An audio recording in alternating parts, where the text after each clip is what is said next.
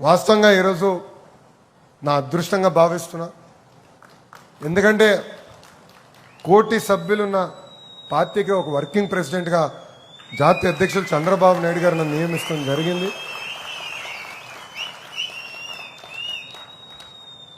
బాధ్యత అంటారా భారం అంటారా నాకు తెలియదు. సడన్గా మొన్నటి వరకు ఎట్టుకో పరిగెడుతున్నా. ఈరోజు అనౌన్స్మెంట్ అయిన తర్వాత కొంచెం బరువు పెరిగినట్టుంది నాకు. అంటే కష్టపడాలి, ఇంకా పని చేయాలి. నేను పడుకోను, మిమ్మల్ని పడుకోను నేను స్వామి. సత్య నాకు తెలుసు, చాలా ప్రిపేర్ అవుతా, చాలా సిస్టమేటిక్గా పనిచేస్తా. పార్టీలో కూడా మార్పులు రావాలని బలంగా నమ్మే వ్యక్తిని. కంటిన్యూస్గా మార్పు అనేది ఉంటేనే మనకు కూడా ఉత్సాహం ఉంటుంది. నేను మా టీంకి ఒకటి చెప్తా, నిన్న చేసింది నేను మళ్ళీ రిపీట్ చేయను.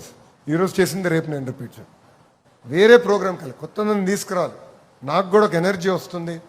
అప్పుడే నేను కార్యకర్తలు కూడా ఉత్తేజపరచగలుగుతానని నేను చెప్తాను జరుగుతుంది. ఇది మనందరం గుర్తుపెట్టుకోవాలి. ఈరోజు నిజంగా నా అదృష్టమైన రోజు.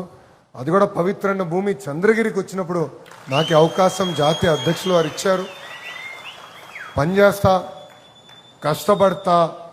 ఎప్పుడు కార్యకర్తలకి నేను మా టీం మొత్తం అందుబాటులో ఉంటుంది. ఒకటి కాదు, రెండు కాదు, 100 సార్లు మనం కలవాలి. మన సమస్య పరిష్కారం అయ్యే వరకు వదిలిపెట్టకూడదు.